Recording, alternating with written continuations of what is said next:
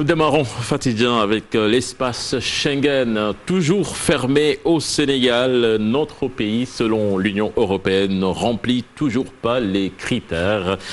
Et suite à ces décisions, le Sénégal a pris la décision d'appliquer le principe de la réciprocité, certainement. On va en parler dans cette matinale d'information. La direction du patrimoine bâti de l'État se lance dans une dynamique de rationalisation de la dette contractée par l'État auprès des bailleurs. Plus de 3 milliards ont été récupérés et plusieurs conventions irrégulières résiliées. Là-dessus, nous écoutons les explications du docteur Abdoul Khan, interrogé par Mohamed Dia. Nous avons initié un programme de rationalisation et de déconstruction de cette dette conformément à la directive présidentielle de 2013 relative à une réduction drastique des charges locatives. Donc l'idéal, c'était de passer de 16 milliards 800 à 8 milliards. Mieux, avec le nouveau contrat de performance, donc l'objectif qui est fixé à l'agence, c'est d'arriver à 5 milliards de loyers annuels.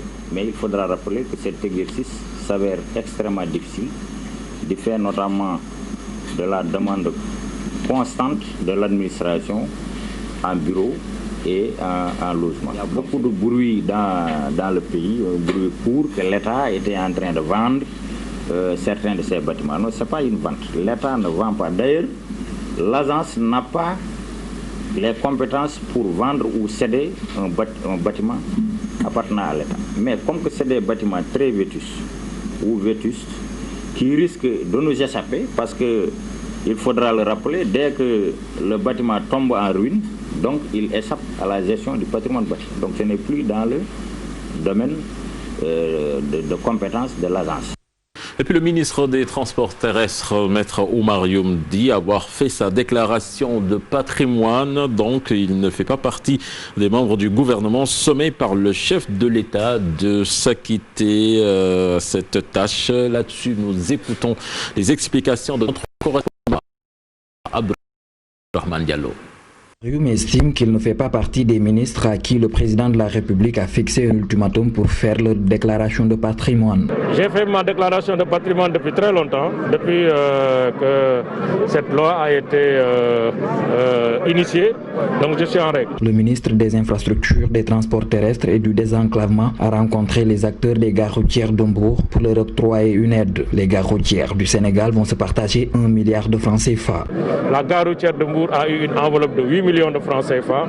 Aujourd'hui, les chauffeurs de la gare routière de Mbour reçoivent 582 kits alimentaires.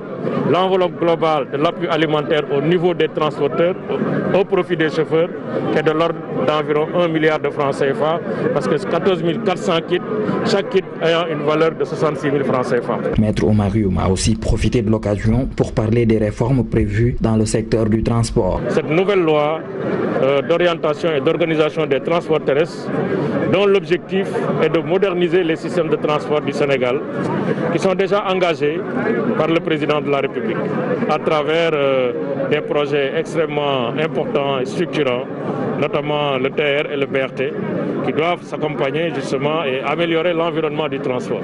Ces chauffeurs et transporteurs se réjouissent de cette action gouvernementale. Ils promettent de prendre toutes les dispositions pour lutter contre le coronavirus. Lignubok, Nyolank et Doina et d'autres organisations citoyennes organisent une marche cet après-midi qui prendra part à la place de la place de la Nation.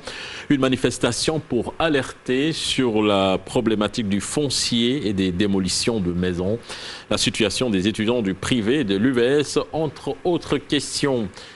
Karim Khroumkhar regrette les propos qui lui ont valu l'emprisonnement. L'activiste a fait sa première sortie hier.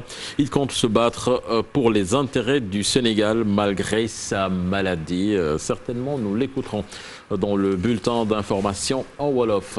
Et puis, Assemblée générale des travailleurs de la CNO, des lenteurs relatives à la mise à disposition du fonds commun de placement irrite la coalition syndicale de la boîte. Les travailleurs élèvent la voix et menacent de perturber le système d'exploitation et de distribution de l'eau. Aminata Baressa ou Younous Diata. Période de transition difficile à supporter pour ces travailleurs de la CNO. Depuis la passation de service en janvier 2020 entre la SDE et CNO, le décaissement de certains fonds tarde à se faire. Depuis lors, on avait beaucoup de problèmes entre le transfert des deux entreprises, à savoir le problème d'abord des travailleurs, le fonds commun de placement et d'autres problèmes s'agissant des fonds, tous les fonds que détenait la SDE. Les 8% que nous avons acquis d'APRLUT ici en 2019, dont l'État nous a octroyé 8%, qu'on devait capitaliser. Et depuis lors, ça traîne. On avait mis à l'époque un montant sur le fonds commun de placement que SDE détenait, un montant de 600 millions pour payer 8%. Mais malheureusement, aujourd'hui, on constate que c'était une difficulté, c'est un blocage. Des blocages qui ne sont pas sans conséquences sur les travailleurs. Les travailleurs ont constaté beaucoup de lenteur sur ce transfert des fonds.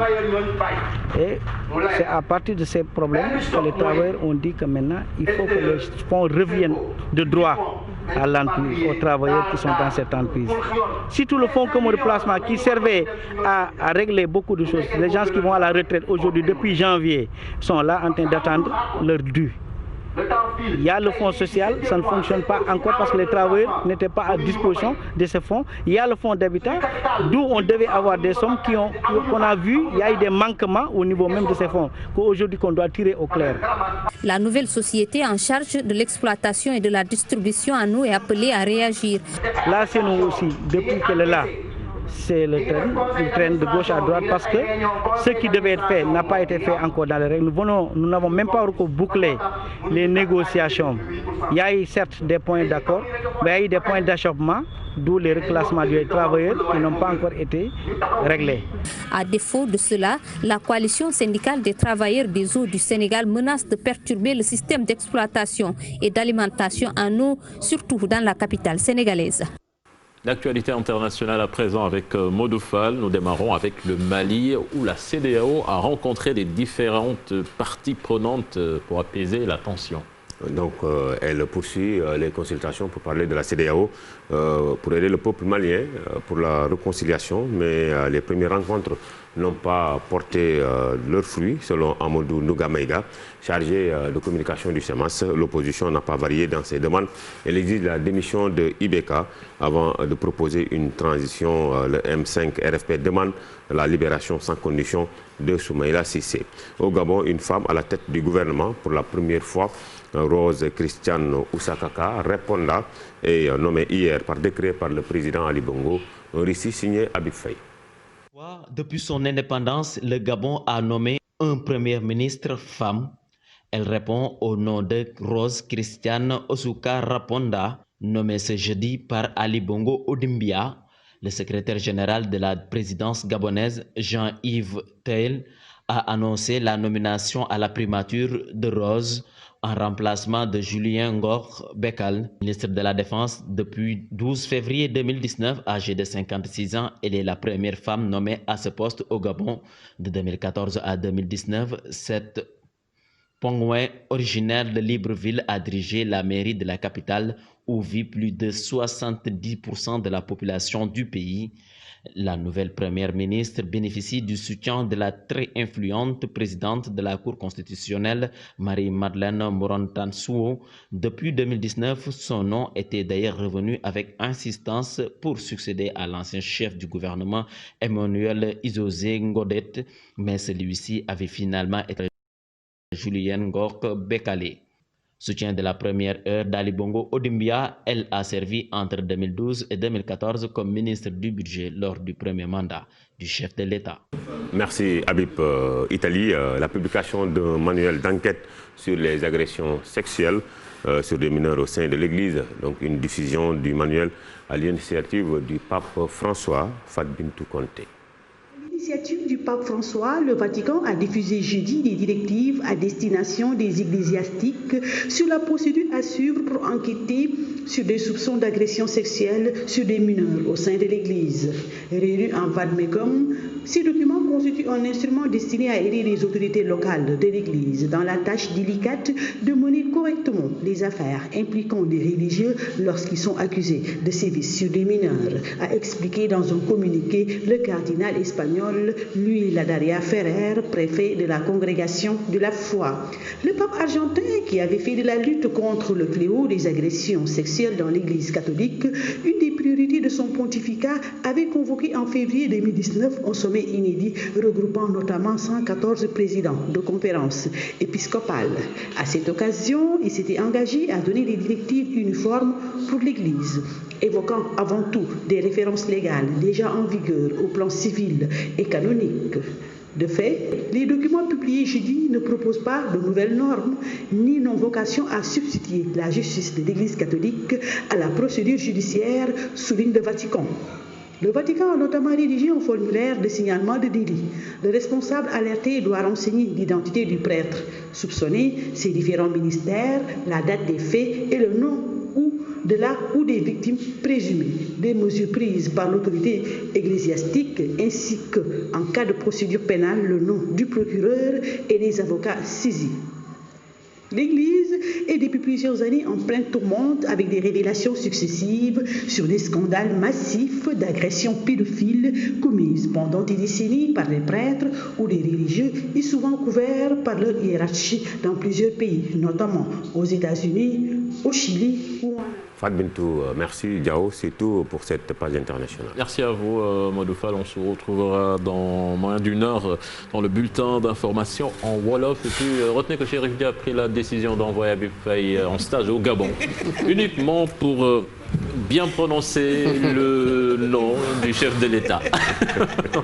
Habib Faye, apparemment, qui n'a pas encore pris son café matinal. En tout cas, merci beaucoup, Modou Fall. Merci, cher Tidiane Diao, pour cette première tasse d'information bien digérée.